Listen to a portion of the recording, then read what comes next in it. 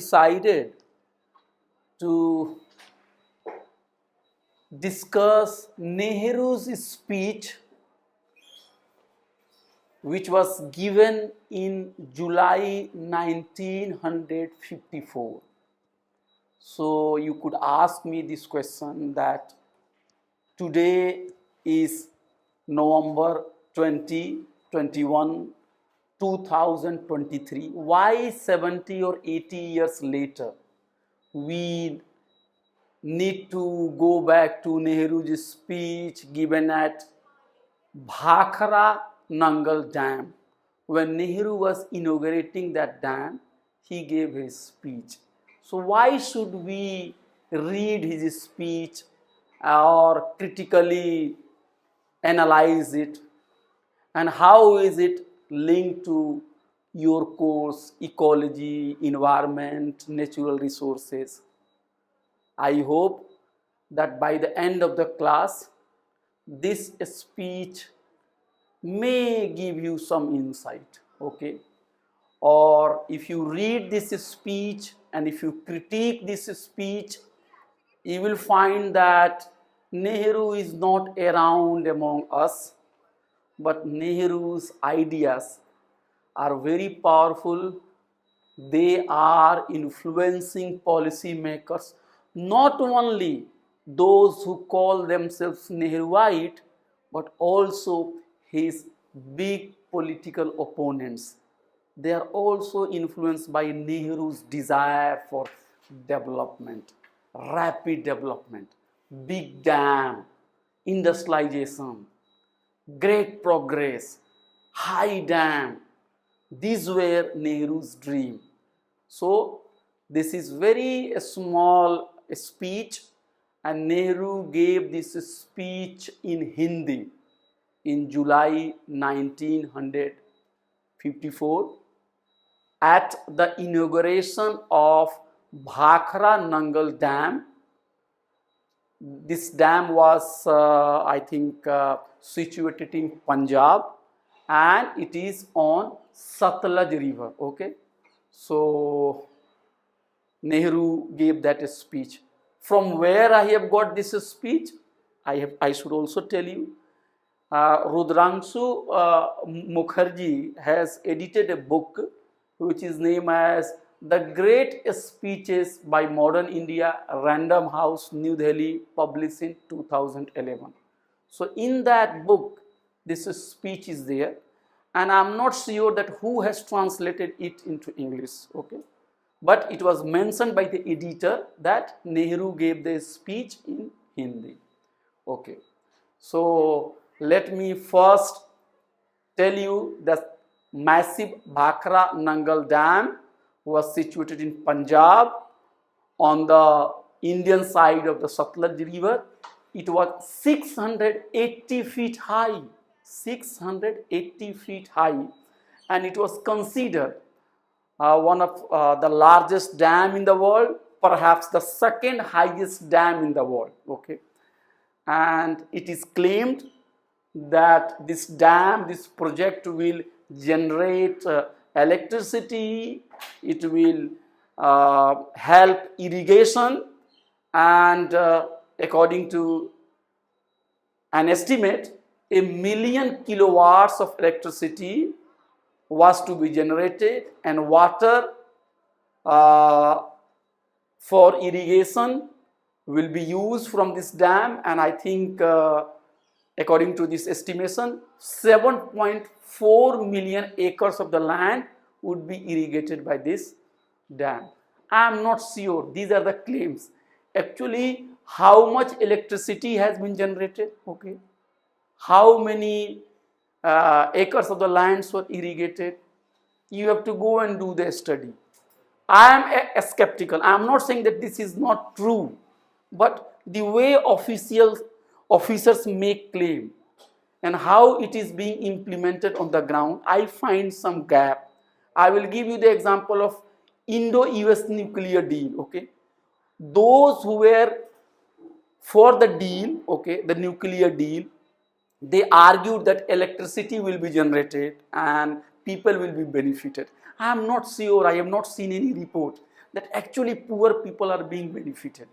So as a scholar of environmental science, you have got all the tools and techniques. You should see how much electricity has been generated, where that electricity was used, whose land is being irrigated, okay, whether landless laborers got benefited by this project or not. These are your research topics. So now you may ask, who is Jawaharlal Nehru? Jawaharlal Nehru is not a small person, freedom fighter, educated abroad, son of Motilal Nehru, okay, who was a big lawyer, Congress leader, freedom fighter Nehru, and president of the Congress party. And Nehru ji, Pandit Jawaharlal Nehru, was the first prime minister of India, okay, and he became prime minister after independence, and he ruled India till his death, okay. So for 15 or 16 years he continued to rule, okay, he continued to become prime minister. He won elections after elections. He was a very charismatic leader, okay, educated, and Nehru was considered to be a leader who believes in secularism, okay, a person who is a champion of modernization. Then you could ask me this question, what is this modernization, okay? He was the man who believed in big industry, okay, planning, big planning, development, okay. So what is this modernization? Basically, to put it very simply, modernization is an ideology. Modernization is a claim. And the supporters of modernization argue that if a country follows the Western model of development by rapidly industrializing its society, it will be able to reach the stage which the West has already achieved, and it will become developed, it will become modern, it will become great, okay. So the modernization theorists believed that once you modernize, once you go for industrialization, once you go for big planning, once you go for rapid development, all your problems will be solved. There is no need to think about caste or gender issues, okay. There is no need to think about minority issues. Just do rapid development. And that is why in 1950s, 1960s, 1970s, if you read any scholars, okay, political scientists or sociologists, in their writing, if you would be talking about tribal issues or Adivasi issues or environmental issues or maybe women's issues or maybe caste issues, they would say, okay, we understand these issues are there in this country, but the solution is not to follow any narrow path, okay, just modernize this country, every problem will be over. But 80 years after independence, 70 years, 60 years, 50 years after Nehru has left India, he has died, our problems are there, okay. Our problems are there. Large number of people who are poor, they live in India. So what kind of development, what kind of modernization we have followed? That caste identity has not gone away. Gender discrimination has not gone away. The exploitation of Adivasi has not stopped. And even the divide between North and South, it is not, the divide is not getting over, okay. We are based in, let's say, North India. We know very little what is happening in South India, okay. Go to Tamil Nadu, okay, and ask how people in Tamil Nadu think about the politicians in North India, okay. What they think about Hindi. So there are problems. Ecological problems, environmental problems. If you go and ask leaders in those times, I'm talking about 60s, okay, and if you go and ask, sir, what about environmental problem?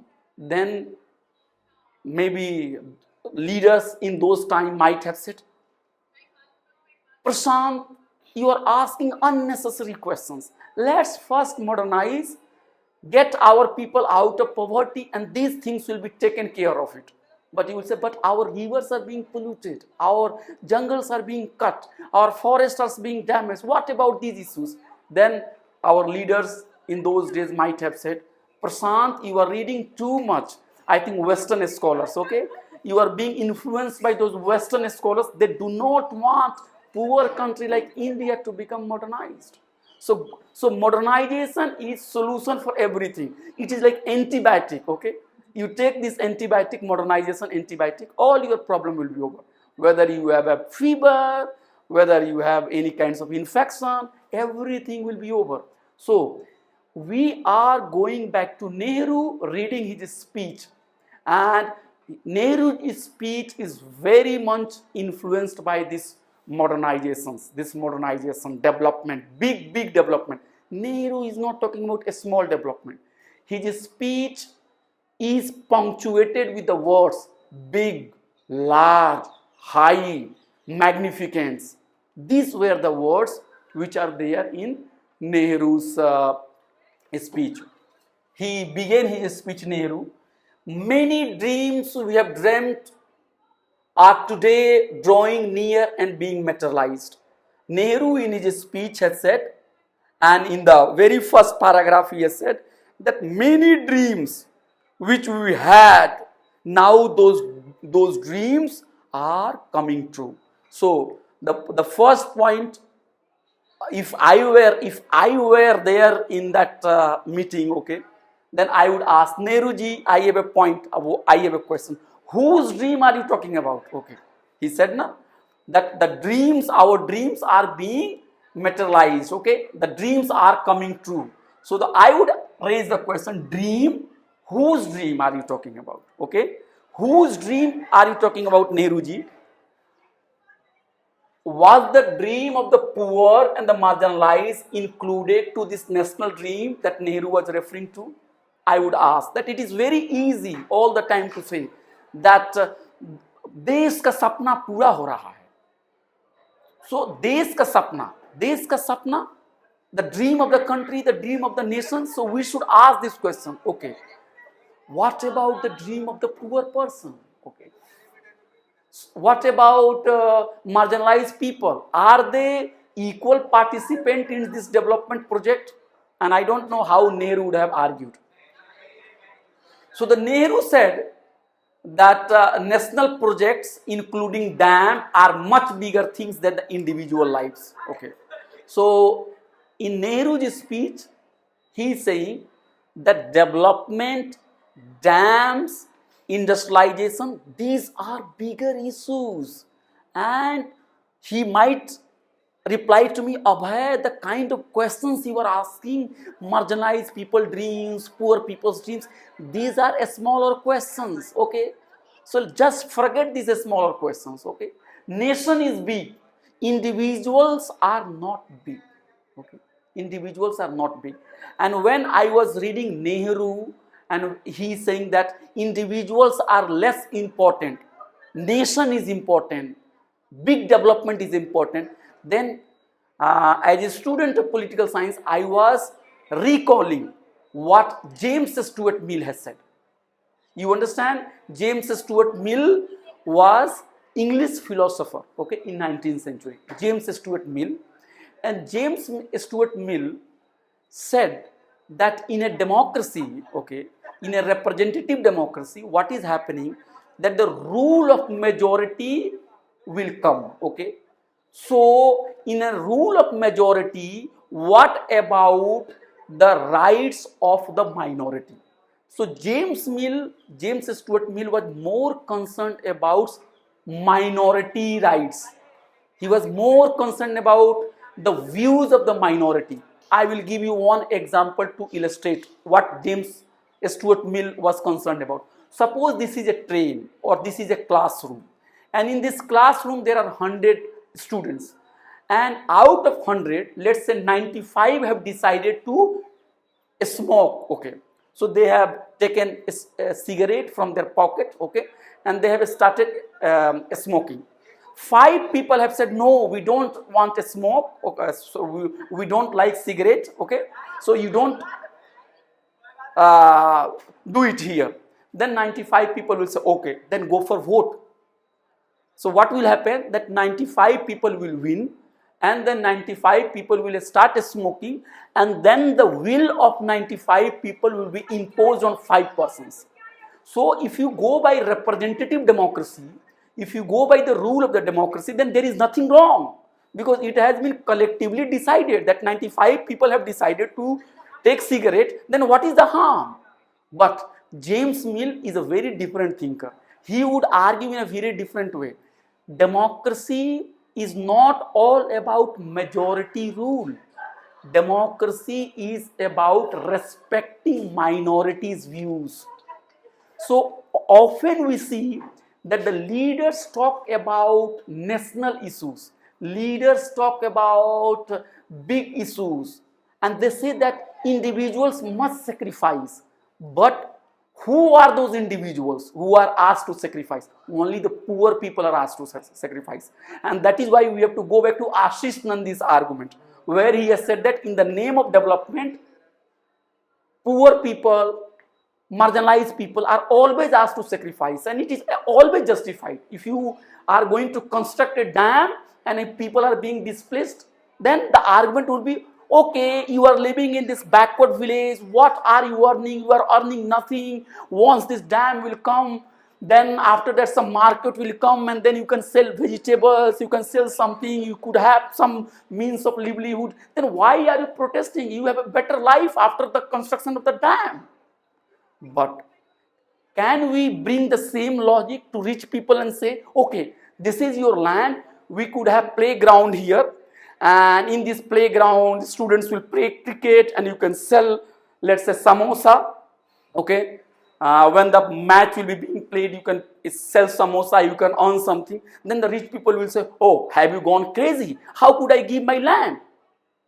But the same logic is not applied to the poor persons. So the point which I am trying to say, the fundamental critique of the development model since independence is, it is not particularly related to India, but across the globe, is that the development project is justified in the name of nation, in the name of majority, and individuals are asked to sacrifice. But who are those individuals who are made as scapegoats?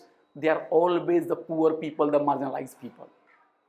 So this is what we have to keep in mind as an environmentalist, that only suppose the animals who cannot speak, let's say birds who do not have, let's say, NGOs, they will be the biggest sufferers. The rich won't be the biggest sufferer. Okay. So the Nehru is also using the same language, that individuals should sacrifice. But if James Stuart Mill would have been there with the Nehru, then then Mill would have told Nehru that why individuals should sacrifice? What kind of policy you are making that always individuals need to sacrifice themselves? Individuals are also important. So Nehru in his speech has also mentioned other projects, not only projects in Punjab, but also other projects which were going on in other parts of the country, and he especially mentioned Damodar Valley project in Jharkhand. And I have been to that place. 2-3 months back I was there. There is a place called Maithan, okay. It is between Asansol and Dhanbad. If you go there, there is a big dam, and people go to see dam. And when I was there, one of my friends have asked me, okay, let's go to dam, we will have good time there.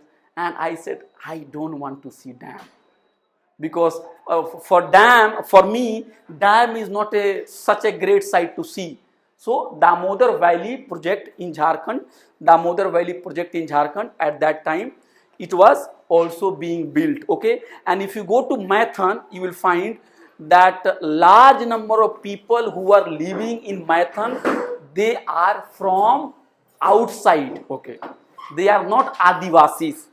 So you could see that Damodar Valley is being created, okay, being built up, and it was being justified in the name of national development. But who has benefited from Damodar Valley project?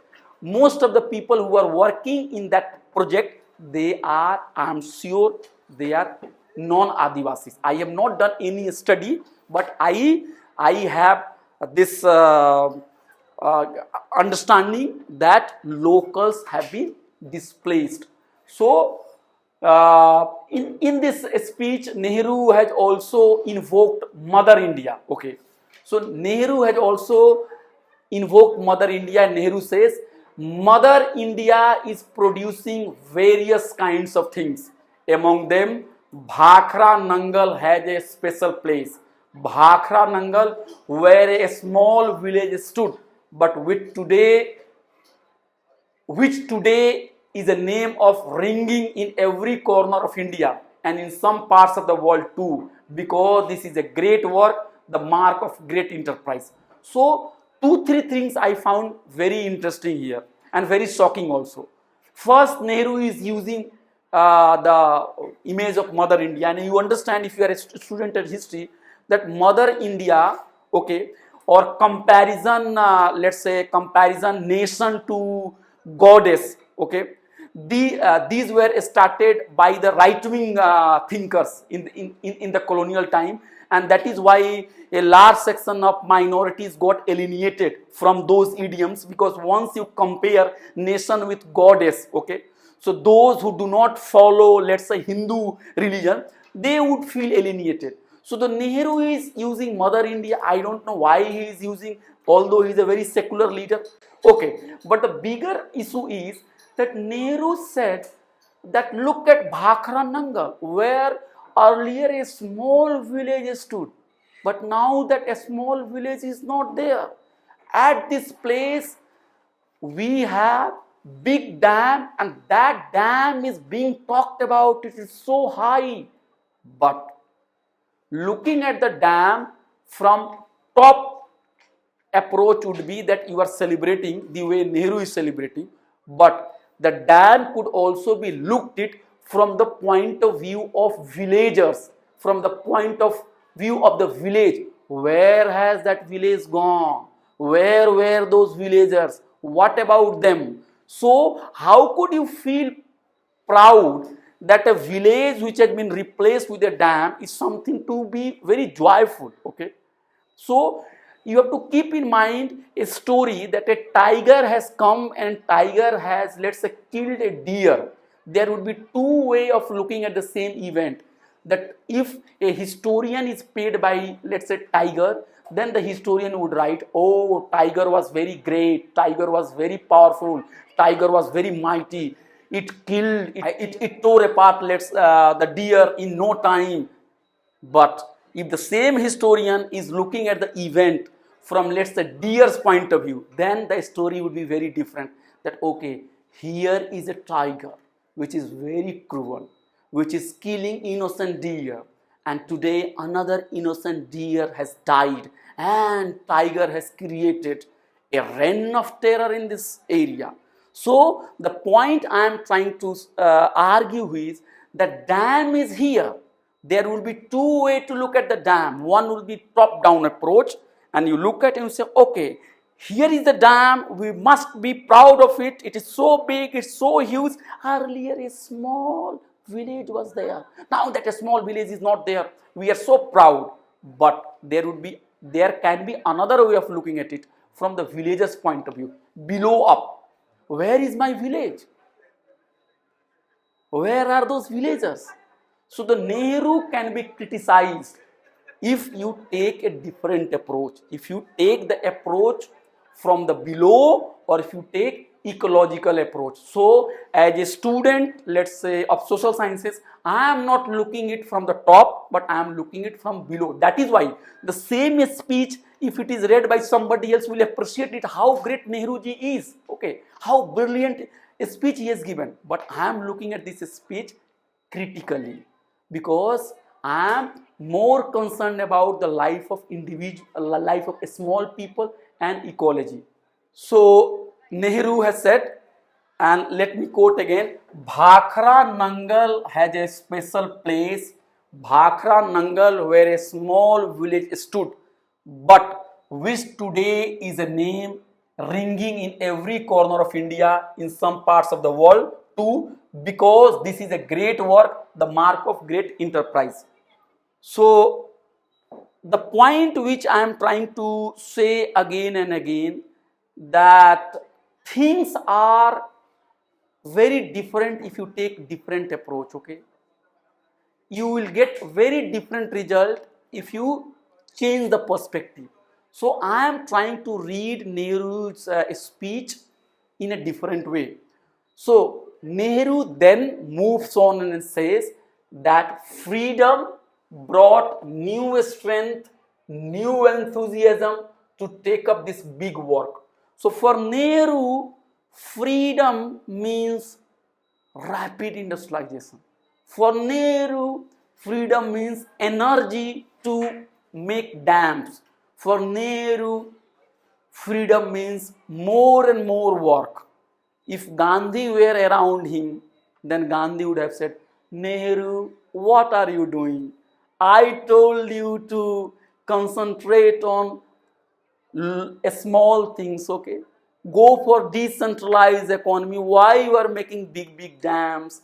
The West has already ruined itself by rapidly industrializing its own society. Why you are doing like this?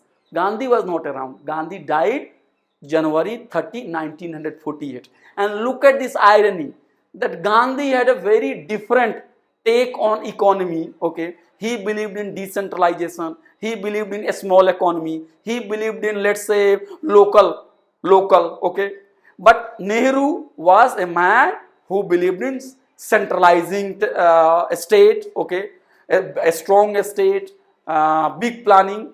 So for Nehru, freedom is an occasion for doing rapid development. So this is my understanding. This is how I argue that Nehru has reduced the meaning of freedom to carry out big projects and building dams. So the meaning of freedom, which is so complex, so deep, in Nehru's understanding, it has been reduced to just rapid development. And I told you in the beginning of the class that today there are a large number of, let's say, opponents of Nehruvian ideology or Nehru, but they are also following almost the same policy. So this is the irony, that you criticize Nehru politically for vote banks, and I think today's regime is speeding up development more than what Nehru did. Okay, so this is also the irony which you have to keep in mind. So I have seen that in Nehru's work, there are several words which are keep coming: large, big, high, and he also used the term stupendous. I checked it. What is this stupendous? So it means that something which is large and great and big. Okay. So the for Nehru, something which is large and big, that is magnificent, that is beautiful. And for Nehru, bold is beautiful. Okay. Being bold is beautiful. You have a courage to carry out development. Okay. So we could say here that Nehru is enchanted by big development. He is excited to see that everything big should be done. Okay. And he thinks that something which is large are beautiful.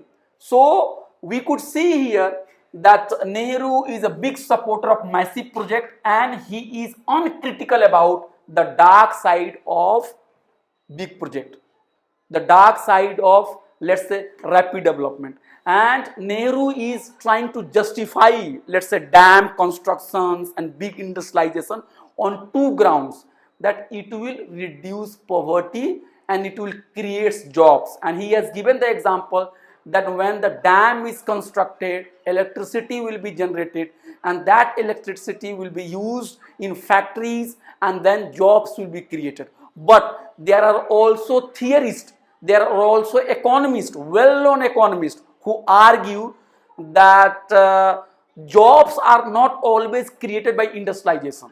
what kind of industrial policy which are following is more critical. Okay, so there could be job intensive, let's say, industrialization, labor intensive, okay, where your primary focus is that you are making policies to create more and more development.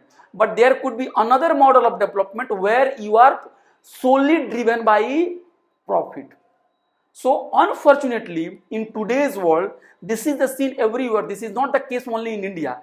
Everywhere, the kind of economic planning which we are accepting, the ruling classes are accepting, they are not aimed at generating jobs, but rather jobs are being cut so that profits could be maximized.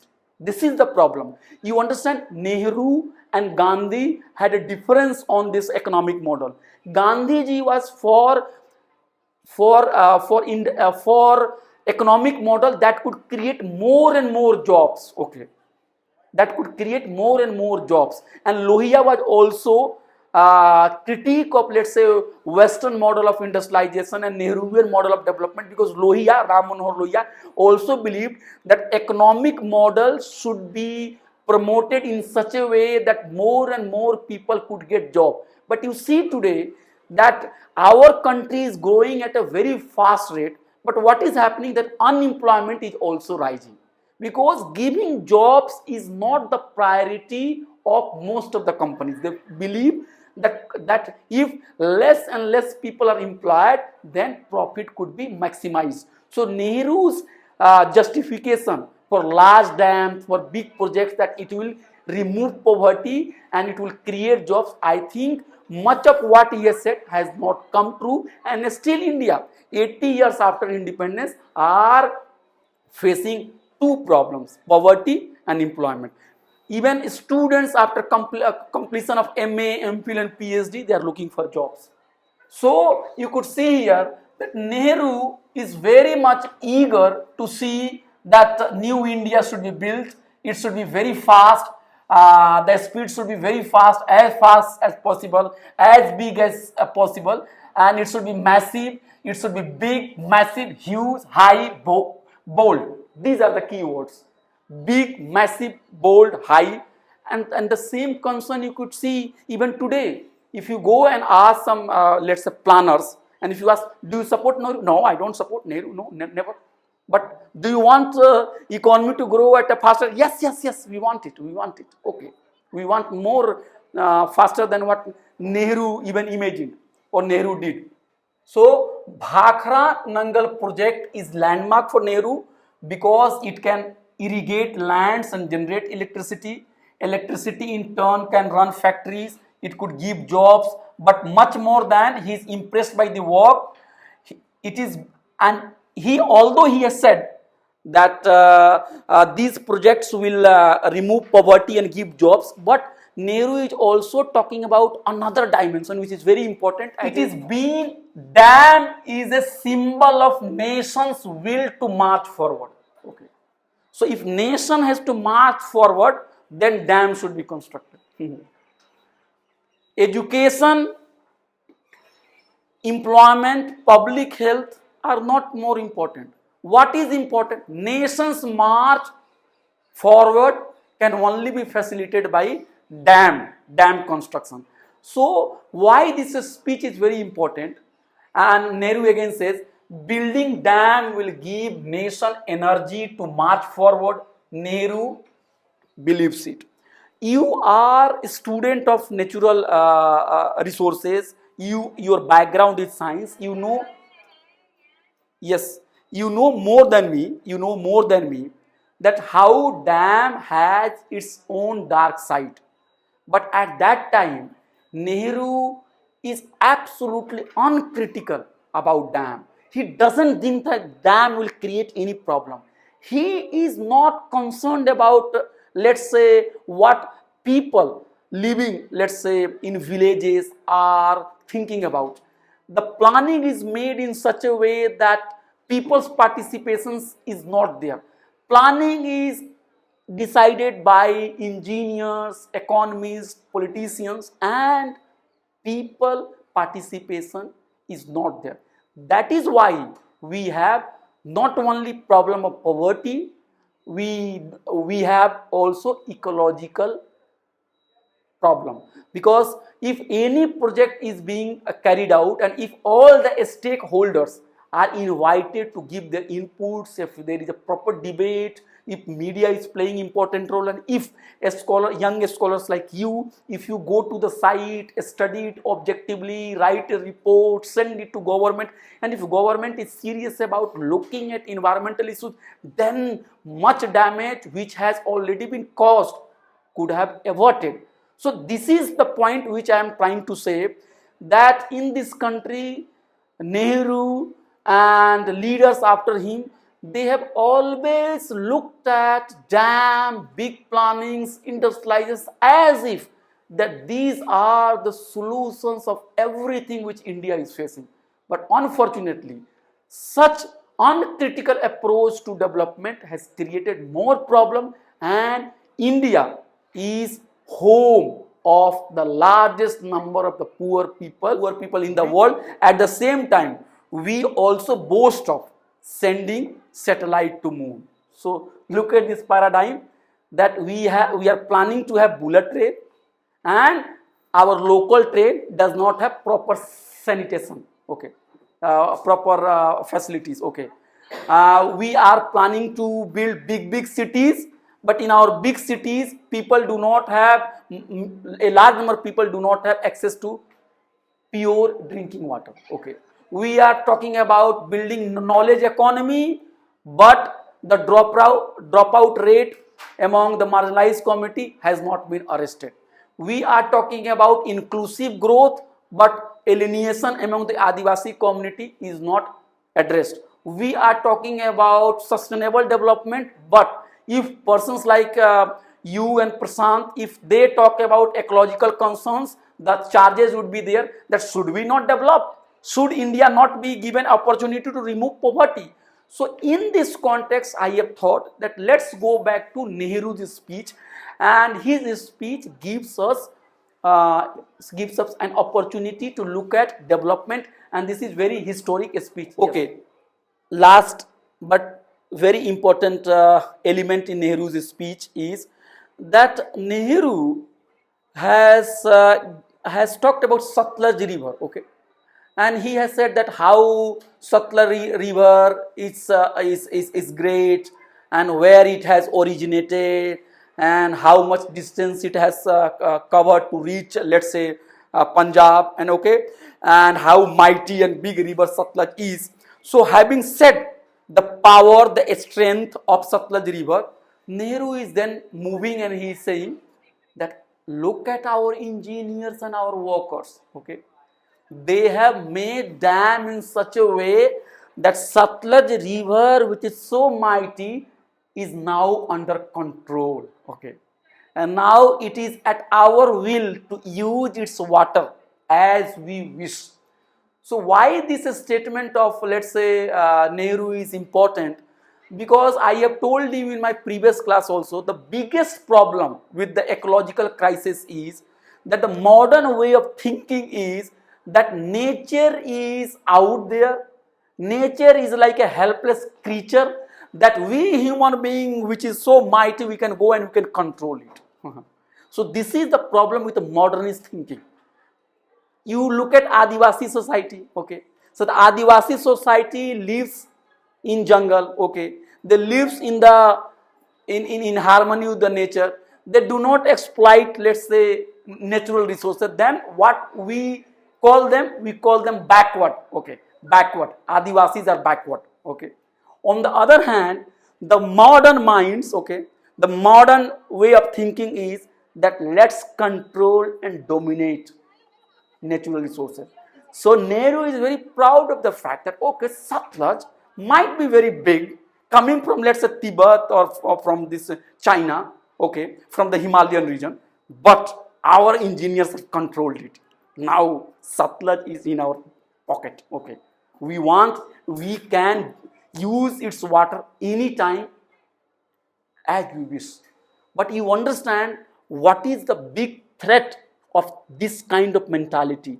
Controlling nature, this mindset will destroy our existence. Not today, maybe in the future. So now the philosophers have argued that the modernist understanding that let's control the nature. Nature is just like a chaat and pakodi, just eat it. We should not think like this. We should always think that our existence is dependent on the well-being of nature, the well-being of the forest, the well-being of, let's say, river. So if river is alive, if river is flowing, if forest is green, if it is raining, if air is not polluted, if soil is not eroded, then we could survive. For just mere profit, we are controlling nature, and that mindset is very dangerous. And philosophers have argued that with the advancement of the science, a wrong way human beings have started thinking that with the help of science, with the help of modern technology, we can dominate, we can do anything. And Nehru, being a modernist, a man who believes in the power of science, or a man who is being enchanted by the growth of the invention of science, he is also believing like this, that okay, this river is under the control. This river is under the control, and I find it that this is what I was talking about, modernization approach. And I have also taught you in the previous class, James Scott. James Scott is also talking about the concept high modernism. What is this high modernism? Please remember it. High modernism means that when you have faith, blind faith in the power of science to address any problem. So if there is a population growth, okay, so you do not look at population growth critically. You believe that okay, here is a medicine, we can use it and the population will be brought down. So science is solution for everything. You are not looking at socio-political, cultural, religious factors, but you are treating human being, you are treating society as if it is a lab. Okay, you have to use anesthesia, and then somebody will become unconscious, and you will do the operation, and after that the person will be okay. Society is not like that. Society is very complex, okay? Society is very complex. So in Nehru's understanding, Nehru is saying that now river is under control. And that is not the proper way of looking at, let's say, ecology and environment. Another thing, and then I will stop it. Nehru is a supporter of modernization. Nehru believes that big is great. Nehru believes that nation can only advance by constructing dams and rapidly developing this country. Nehru believes that rivers and other natural resources should be under the control. Nehru had also said another important thing that is very powerful, but it is very, very problematic. He has said that, and I want to just read 2-3 lines. The biggest temple and mosque and Gurudwara is the place where man works for the good of mankind. Which place can be greater than this? This Bhakra Nangal, where thousands and lakhs of men have worked, have shed their blood and sweat and laid down their lives as well. Where can be a greater and holier place than this, which we can regard as higher? So Nehru is saying that dam where a large number of people are working, it is a holier place than temple and Gurudwara and mosque. So for Nehru, work is worship. Okay. If you are working hard, then you are worshipping God. Okay, you understand? This statement has its own power. Okay. But this statement is also very dangerous, because you understand that I have told you that people do not like to work under compulsion. You understand? You want to make painting, you can enjoy it. But if you are paid 10,000 rupees and if you are told to do 10 painting in a day, then you will not like it. So the modern condition, the capitalist condition is such where workers are not enjoying work. They are alienated, they are forced to work. So to say that temple and gurudwara and worship are less holy and working, these are great things than what Nehru is trying to do. Nehru is somehow justifying overwork. The protest should be for less and less work, not for the overwork. And some industries have also given a statement recently that you should work, you should work these many hours, okay, 70 hours in a week, okay. And can youth also demand profit from your profit share from your company? That will not give, okay. So you could only give salary but not the profit. And I keep talking about what is the leftist and Marxist critique of capitalism. Any production can only be done when people work collectively. But once profit is made, the profit is appropriated by individual, the owner. We all work, suppose I'll give you an example, we all work together to make cake, okay. So then once the cake is made, the cake should be equally distributed among us. No. Once the cake is there, then one person becomes the owner of the cake and he has all the authority to sell it or eat it and then give you just the salary.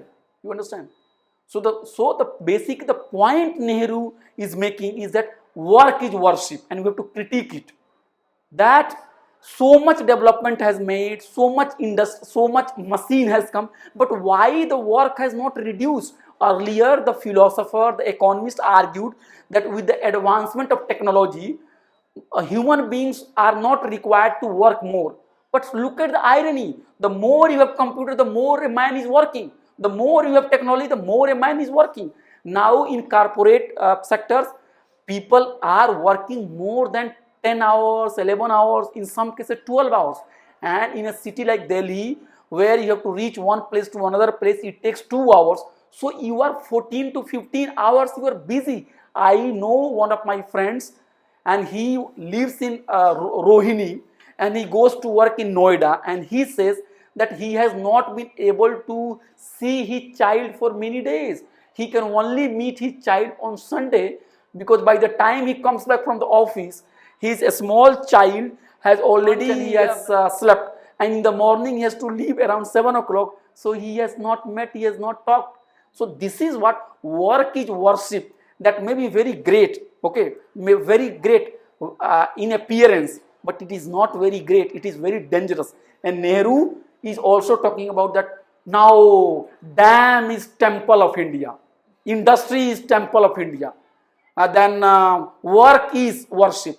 These kind of understanding should be critiqued and this Nehruvian understanding continues till today. If you join any company, they would be interested only that if you work more and more.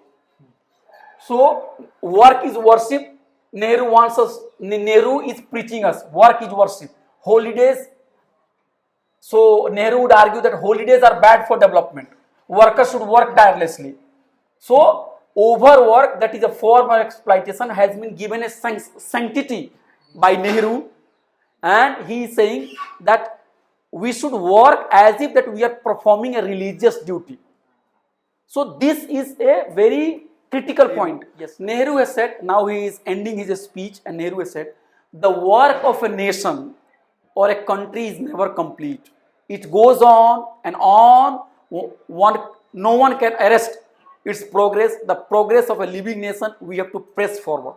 So Nehru has not only praised the workers who are working, he has said that work is worship, but he has also, when he is concluding the speech, he has said, in this country, work will continue. Even if I am not here, okay, even if I am not here, work will continue. People will work.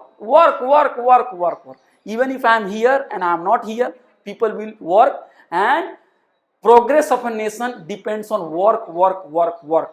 So if you have to move forward, we have to work. So Nehru is saying the work of a nation is never complete. It goes on. Nobody can stop it. Work, rapid growth, development, rapid growth in work. But what is being lost out in this dean of development is that What about people? What about marginalized community? What about environmental pollution? What about exploitation of the nature? This is the limitation of modernization theories. This is the limitation of development project, and industrialization, rapid growth are not solution for everything. And I have said in the beginning of the class that today the regime is very different in power, okay, and that regime is not very appreciative of Nehruvian ideology. Yet we see the continuation of this Nehruvian legacy for work, for work, for work, for rapid work, for more development, for more development, for more growth, for more growth, for more growth, and little attention to environment, to people, to marginalized community, to Adivasi. So this is what I have said.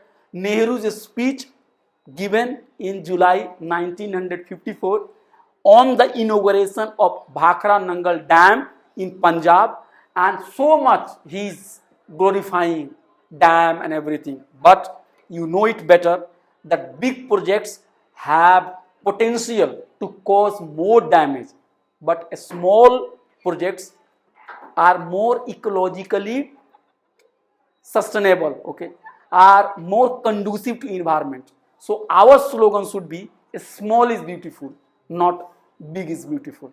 That's all. Thank you.